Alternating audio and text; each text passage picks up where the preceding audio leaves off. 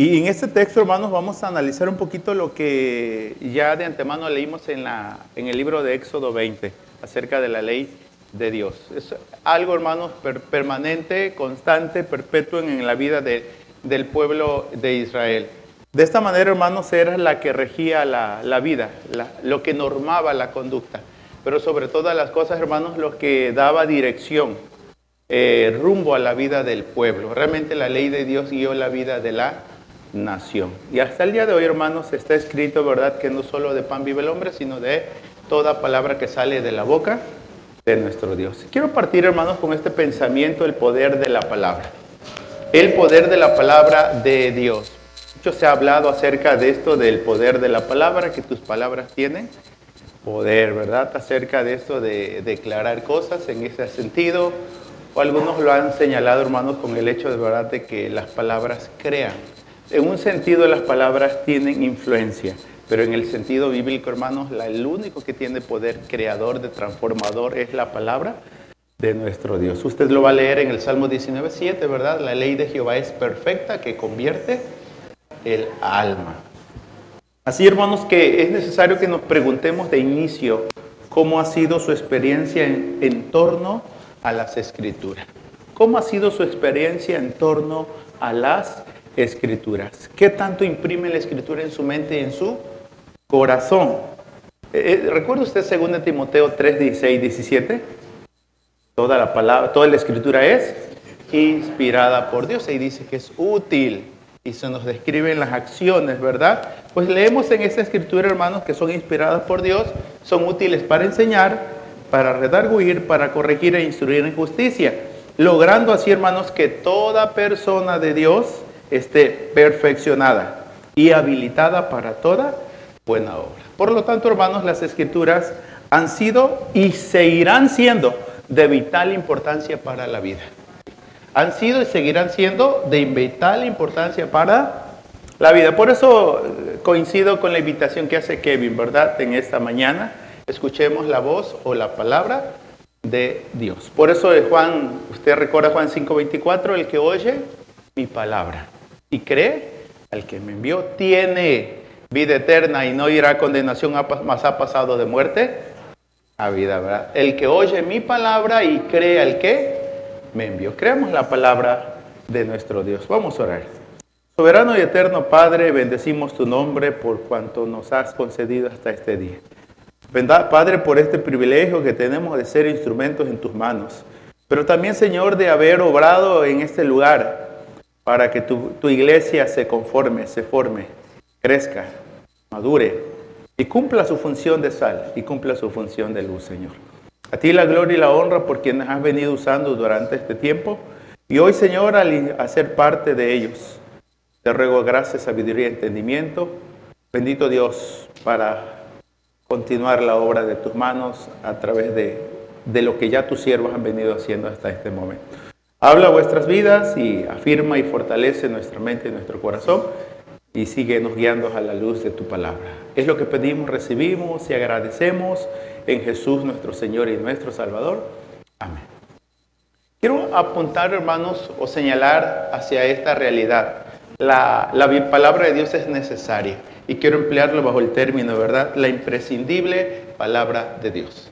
La imprescindible palabra de Dios. En el contexto del libro de Esdras, sabemos, hermanos, que el pueblo fue cautivo en Babilonia. Y hubo un tiempo donde el Señor, a través del decreto de Ciro, concedió que los judíos regresaran a Jerusalén nuevamente, los repatriados en ese sentido. En este contexto histórico, Esdras es uno de los que han venido, hermanos, haciendo la función de formadores, forjadores, restaurar nuevamente la fe de un pueblo que estuvo en cautiverio. En un sentido, hermanos, ellos tuvieron que experimentar el hecho de adorar a Dios fuera de un templo, fuera de una nación.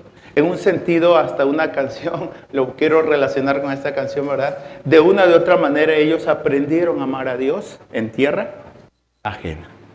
En un sentido, también nosotros tenemos que aprender, hermanos, que Dios está en todo lugar. Ellos entendieron, de esta manera dimensionaron lo que a Jonás le costó tanto entender, que Dios no solo era el Dios de Israel, era el Dios de todas las naciones. Ellos aprendieron a través del cautiverio que Dios también se hizo presente allá. El libro de Ezequiel habla específicamente de esta realidad. La presencia de Dios, que inicia el capítulo 1 de Ezequiel, habla de la presencia de Dios, que no solo está en Israel, también estuvo presente allí, en Babilonia, y sigue estando presente hasta este momento en nuestras vidas, como Jesús lo reiteró: yo estoy con vosotros todos los días hasta el fin del mundo, hermanos.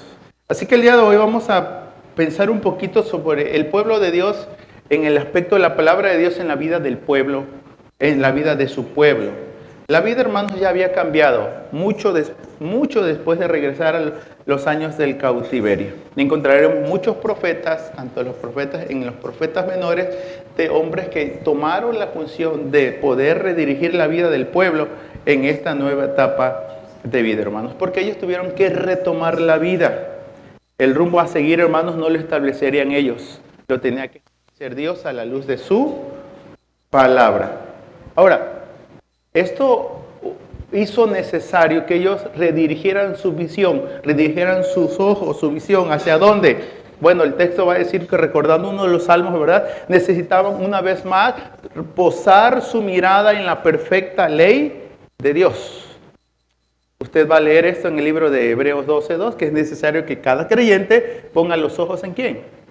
En Jesús, el autor y consumador de nuestra fe. El pueblo, por lo tanto, tuvo que redireccionarse y redireccionar, hermanos, en base a lo que estaba escrito y estipulado en la palabra de nuestro Dios. Así que en este momento histórico, hermanos, Dios usó un instrumento. Ese instrumento se llamó Esdras.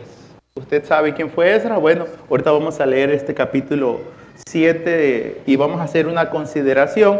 Es amplio el capítulo, pero vamos a hacer algunas precisiones en cuanto a lo que aquí se nos plantea. La palabra de Dios, por lo tanto, hermanos, no era cosa del pasado. Seguía siendo vigente en la vida del pueblo. En realidad, por haber transgredido la ley de Dios, el pueblo fue llevado a cautiverio. Recordemos la enseñanza por la mañana. El que me sigue no andará en tinieblas, sino que tendrá la luz de la vida. Eso no lo perdamos de vista, hermanos. Es como si las luces se apagan, hermanos, tropezamos, caemos, no avanzamos para nada. Y algo importante que hemos de valorar a la luz de este texto en una aplicación muy práctica, ¿verdad?, es que no dejes que la luz de tu entendimiento se apague. Es necesario que tengan bien abiertos los ojos.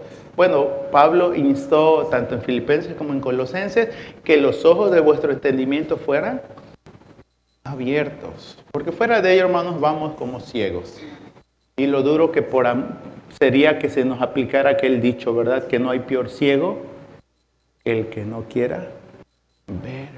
O sea, tenemos la Escritura, la perfecta ley de Dios. Tenemos que estar mirando constantemente a ella, porque es a través de la cual Dios nos guíe. Y lo sorprendente, hermanos, que usted va a leer en este capítulo 7 del libro de Esdras, que hasta el mismo rey Artajerjes, que es el que está gobernando el imperio en ese momento, entiende y conoce, y así lo manda, que Esdras enseñe la ley de Dios, y que todo lo que se haga conforme a la voluntad de Dios, conforme a la palabra de Dios. Usted va a poder cotejar esto en su momento, hermanos, en una lectura quizás más detenida de este capítulo 7 del libro de Esdras, hermanos. Por lo tanto, Esdras va a cumplir una función de maestro, una función de sacerdote, y esto va a ser en base a las Escrituras. Esdras, para poder esta función, tuvo que haber sido instruido. Y fue instruido en las Escrituras, hermanos, alcanzó un vasto conocimiento de estas. Y no solo de manera teórica, también de forma práctica. Así que todo cuanto usted escuche, hasta o haya escuchado, haya aprendido y lo haya fijado en su corazón, hermanos, sepa, esto es lo teórico, pero falta lo práctico. Y hagamos esta oración siempre, ¿verdad?, que sea el Espíritu Santo que obre eficazmente en la vida de cada uno de nosotros, haciendo real, vivencial, experiencial la palabra aquí predicada y presentada, hermanos. La palabra de Dios tiene que estar en la vida. Y vamos a partir la palabra de Dios en la vida de Esdras. Y una de las preguntas que tenemos que hacernos, ¿quién fue Esdras?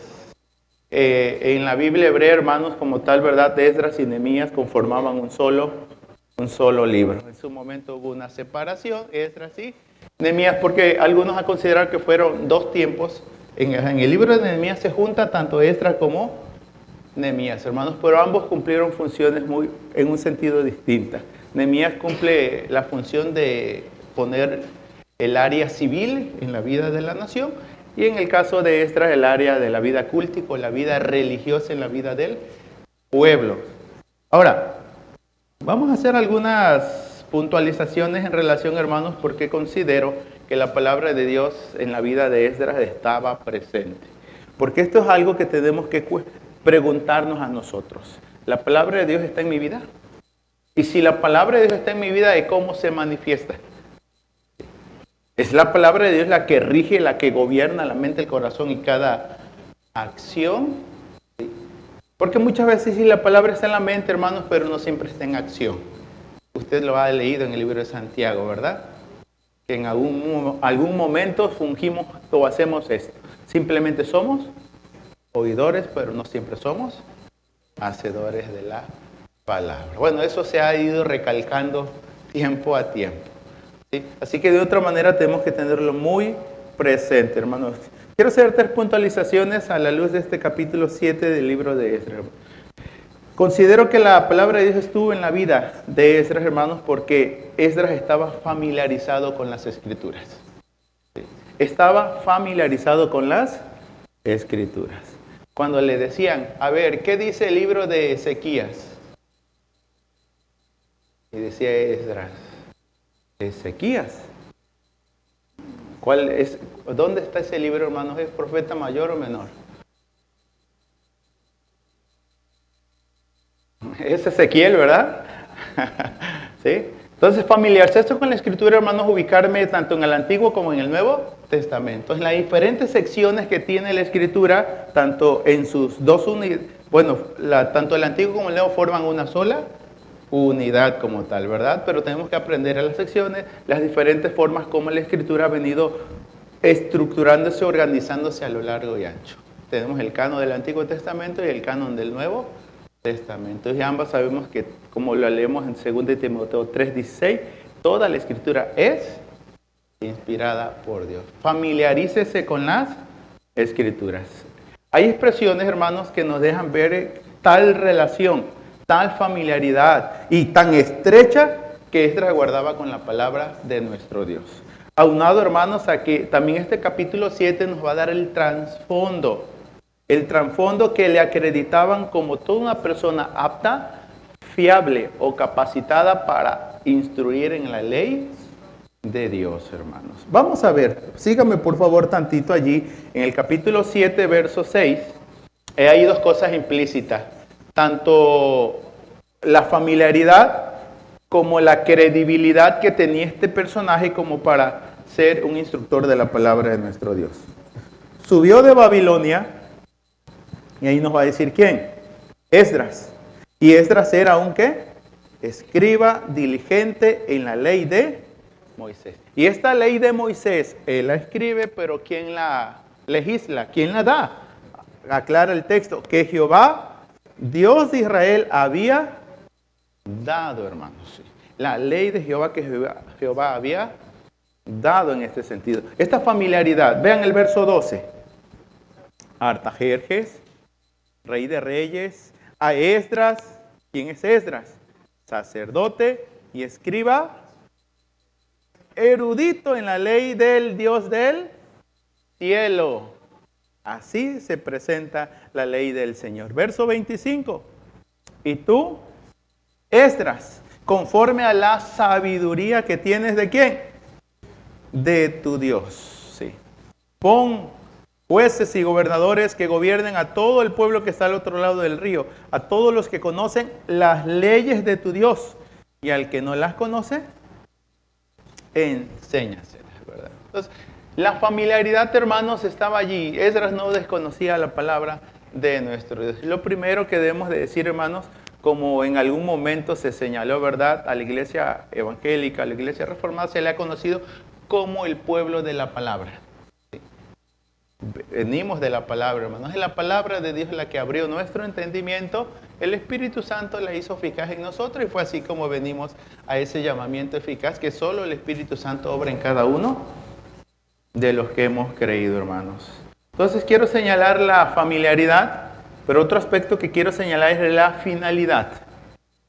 La finalidad con la cual Esdras se acerca a la palabra de nuestro Dios. La finalidad, hermanos, con la cual se acerca Esdras era algo que estaba bien definido. ¿Cuáles son? Verso 10. Observe usted ahí el capítulo 7, verso 10. Porque Esdras había preparado su corazón, y vean ahí los tres para. El primer para inquirir la ley de Jehová, inquirir o estudiar la ley de Jehová. Segundo, para cumplirla. Y tercero, para enseñarle, hermanos, en Israel sus estatutos y decretos. Él dispuso su corazón para indagar, inquirir, estudiar la ley de Dios, para cumplirla y para enseñarla. Algunos han entendido como que son tres nivelitos que hay por allí, ¿verdad? Partimos conociendo la ley de Dios, luego la practicamos y luego estamos capacitados para enseñarla. Porque alguien no puede hablar de algo que desconoce o algo que no practica, porque eso restaría autoridad en muchos aspectos, ¿sí? En ese sentido. Así que, hermanos, no solo la familiaridad, sino también la finalidad con la cual Esdras se acerca a la palabra de Dios. Es algo bien definido y no lo perdamos de vista, hermanos. Y vamos, otra palabra que quiero señalar es la prioridad, ¿sí? Las escrituras eran una prioridad en la vida de Esdras. Las distinciones, hermanos, que se les van a dar aquí a Esdras es en base a su relación tan marcada que tenía con la ley de Dios. Era evidente, hermanos, que las escrituras eran prioridad de vida en la vida de Esdras. ¿Cómo lo sabemos? Observa el verso 11. Esta es parte de una carta que el rey Artajerjes manda, hermanos, con Esdras para que le reciban allá en Jerusalén. Esta es la copia de la carta que dio el rey Artajerjes. ¿A quién? Al sacerdote Esdras. ¿Y quién es Esdras? Es un escriba versado en los mandamientos de Jehová y en sus estatutos dados a Israel, hermanos. O sea, Esdras tiene la palabra de Dios como prioridad. Así lo observa y lo ve también el rey Artajerjes. No solo esto, hermanos, si usted observa el verso 21, también se precisa allí. Yo mismo, el rey Artajerjes, doy esta orden a todos los tesoreros que están al otro lado del río, que todo lo que os pida el sacerdote Esdras. ¿Quién es Esdras? Escriba de la ley del Dios del cielo, se le conceda puntualmente. La escritura, hermanos, no las hizo Esdras. Las escrituras se hicieron a Esdras. Lo hicieron un escriba y lo hicieron un sacerdote en ese sentido. Porque es la palabra de Dios la que estipula, hermanos, la que regula lo que somos realmente. Pero no solo lo que somos, sino también lo que hacemos. Eso no lo perdamos de vista, hermanos. Así que todo lo que se señala de este personaje bíblico, usted le invito a que se detenga a leer con mayor detenimiento el capítulo 7 de todo el proceso que siguió este señor para venir desde Babilonia para reordenar la vida cultica y espiritual o religiosa de esta nación israelita, hermanos. Por lo que la vida piadosa como tal, hermanos, no se encuentra en la calle llamándole así, ¿verdad? Una vida piadosa se forja, una vida piadosa se forma. ¿Sí? Las nuevas generaciones no van a ser piadosos de la noche a la mañana. No van a ser piadosos simplemente por llegar al templo, hermanos. No van a ser piadosos simplemente porque usted les regale una Biblia o le compra algún video o algún juego bíblico. Esas vidas se tienen que forjar, se tienen que formar. Usted recuerda 2 Timoteo 3:15 y que desde ¿qué? Desde la niñez has sabido las sagradas escrituras. Has sabido. Son vidas, hermanos, que tienen que ser forjadas, que tienen que ser formadas. Por eso la palabra de Dios, hermanos, debe ser parte de la vida. Y como parte de la vida, hermanos, debe tomar un lugar predominante en esta. Pues son las escrituras que deben de regir la vida entera. No solo aspectos o parcialmente, totalmente. La escritura tiene que gobernar y regir. De antemano, la manera en cómo la escritura se ha definido, hermanos, como la regla o norma de fe y práctica. Sí, en ese aspecto. Observemos esto en esta carta, hermanos. Observa el verso 14, en la realidad que el texto lo dice. Porque de parte del rey, Esdras 7:14, de parte del rey y de sus 7 consejeros, eres enviado a visitar a Judea y a Jerusalén. ¿Y lo vas a hacer qué? Conforme a la ley de tu Dios que está en tus manos. La conformidad y tu labor va a ser ajustada a lo que la ley que está en tus manos te está diciendo. La ley que está en tus manos, así vas a actuar conforme a lo que en ella está escrito. ¿No fue lo que le dijo el Señor? Porque nunca se apartará de tu boca este libro de la ley, sino que de día y de noche meditarás en él. ¿Con qué finalidad dice? Para que guardes y hagas conforme a lo que en ella está escrito, hermanos. Es la vida rigiendo la totalidad de nuestro ser y de nuestro hacer. Verso 18. Y lo que a ti y a tus hermanos os parezca hacer con la otra plata y el oro, ¿lo vas a hacer qué? Conforme a la voluntad de vuestro Dios. Es la palabra de Dios rigiendo a la mayordomía, la administración de los recursos. ¿Qué vas a hacer con tu aguinaldo? Dicen algunos, ¿verdad? ¿O qué vas a hacer con lo que vendas en tu casa? Bernabé decidió, hermanos, que vender una propiedad y ponerla a los pies de los apóstoles. Ananías y Zafiras decidieron vender la propiedad y solamente dar parte. Pero esa parte ellos le llamaron el todo. Y no pudieron engañar. Sí le mintieron a Dios, pero no lo engañaron. ¿Sí? Y aquí el texto, lo que vayas a hacer con la plata y el oro que te quede, eso lo vas a hacer conforme a qué. El mismo texto dice, hermanos, conforme a la voluntad de vuestro Dios, hermanos. Verso 23. Todo lo que os he mandado, todo lo que es mandado, ¿por quién? Por el Dios del cielo. Se ha hecho puntualmente para la casa del Dios del cielo, pues, ¿por qué habría de caer su ira contra el reino del rey y de sus hijos? Todo lo que Dios manda se tiene que hacer en ese sentido, hermanos. De esta manera honramos a Dios. Nos han reiterado la lectura de Éxodo 20 con esa finalidad, para que no pasemos por alto los mandamientos de nuestro Dios, hermanos. En la vida, pues, de cada creyente ha de ser la norma de fe y de práctica. Las Escrituras han de marcar la directriz en la vida, en sus diferentes ámbitos. Pregúntese, hermanos, ¿son las Escrituras las que gobiernan mi vida? ¿O es el pasado? ¿O es el presente o es el futuro? ¿O son los bienes? ¿O son las habladurías? ¿Son los rumores? ¿Qué gobierna tu mente y tu corazón? La palabra de Dios es liberadora en ese sentido, hermanos, porque disipa toda tiniebla, toda angustia, nos da seguridad, nos da confianza, nos da certeza de que el cielo y la tierra pasan, pero su palabra no pasará, hermanos.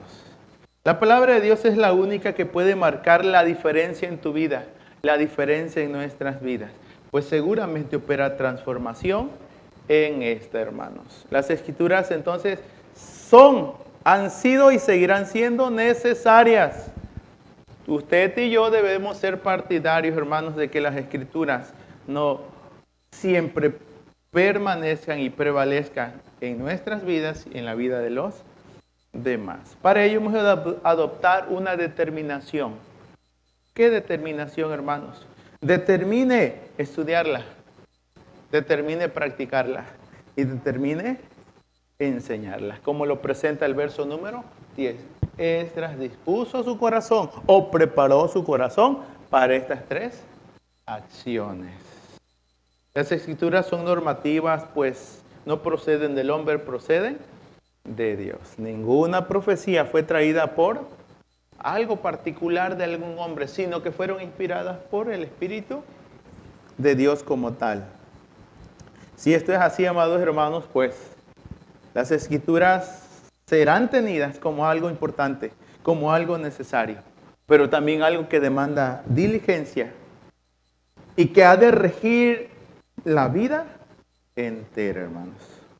Son las escrituras, o por medio de las escrituras, hermanos, el medio por el cual Dios llama a la salvación.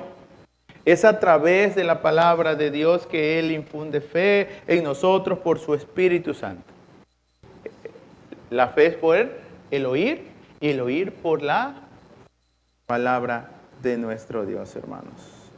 Si esto es así, no solo las escrituras, hermanos, seguirán siendo ese medio por el cual Dios llama a la salvación, sino que también nos revelan al Salvador. No solo nos dicen de la salvación, sino también nos revelan al Salvador, a nuestro Señor Jesucristo, obrando a través del Espíritu Santo, hermanos.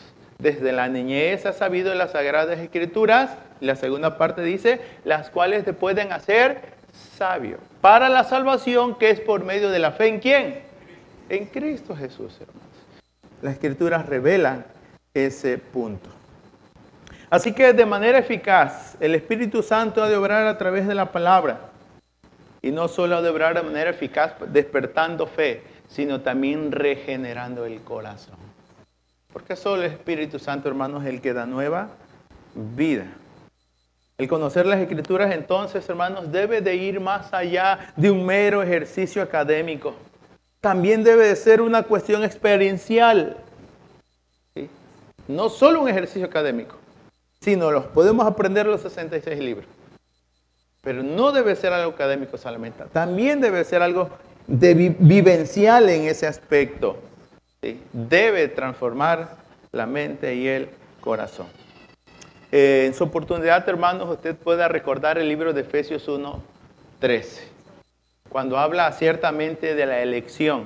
Pero recuerden que la elección obró a través de la predicación del Evangelio. El medio por el cual Dios llama a los elegidos a través de su palabra. Vamos a hacer estas dos revisiones en cuanto a Efesios 1:13, hermanos. Efesios 1:13. Solo para hacer esa puntualización. Después de decirnos que fuimos elegidos para la gloria de nuestro Dios, en el versículo 3, hermanos, cuando ya va a hablar de la obra del Espíritu Santo, porque recuerden, Efesios es la obra del Padre, la obra del Hijo y la obra del Espíritu Santo. Y cuando se llega al versículo 13 dice, en Él también vosotros, habiendo ¿qué?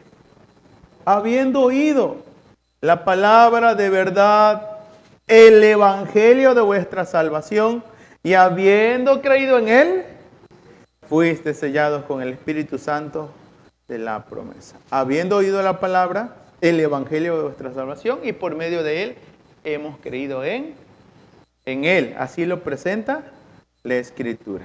Es algo que reitera Pablo, pero algo que también, hermanos, explica Pedro. Vamos a este otro pasaje que es 1 Pedro 1:22. 1 Pedro 1, hermanos. Vean ese proceso como salvífico, como Dios va obrando allí. Al obedecer a la verdad, mediante el Espíritu, habéis purificado vuestras almas para el amor fraternal no fingido. Amaos unos a otros entrañablemente de corazón puro. Viene el verso 23. Pues habéis renacido, no de simiente corruptible, sino de incorruptible, por la palabra de Dios que vive y permanece para siempre. Viene la aclaración, porque toda carne es como hierba, Toda la gloria del hombre como la flor de la hierba. La hierba se seca y la flor se cae, mas la palabra del Señor permanece para siempre. Bien, esa aclaración tan preciosa. Y esta es la palabra que por el Evangelio os ha sido anunciada. Es por el poder del Evangelio, hermanos, que venimos a la salvación. Y en ese rubro, hermanos, tomen en cuenta 1 Pedro 2, 1 al 3. Específicamente en el 2 dice que anhelemos, deseemos como niños recién nacidos la leche espiritual no adulterada. Y nos dice la finalidad, para que por ella que crezcáis para salvación como tal.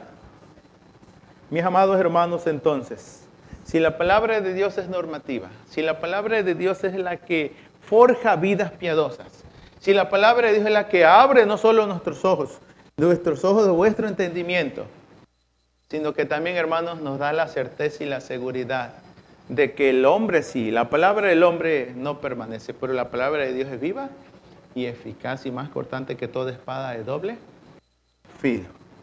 Anhelemos en todo tiempo la palabra de nuestro Dios. El Salmo 1:2 nos dice, sino que en ella que está su delicia. Y en ella medita de día y de noche. Y no olvidemos, hermanos, que la palabra de Dios es sustento a nuestra alma y son básicas, imprescindibles para vivir. Pues está escrito en Mateo 4:4, no solo de pan vivirá el hombre, sino de toda palabra que sale de la boca de Dios. Siendo esto así, asegúrese y asegurémonos, hermanos, que la palabra de Dios es la que abunda en abundancia en cada uno de nosotros, con lo presente el libro de Colosenses 3:16. Que la palabra de Cristo more, ¿qué? En abundancia en vosotros. Que la gracia del Señor, hermanos, siga transformando y renovándonos a la luz de su palabra. Y que esa palabra encarnada que es Cristo Jesús, hermanos, siga haciendo toda la transformación y cambio y ajuste necesario para llevar la vida que a Dios le agrada. Amén. Gloria a Dios, hermanos.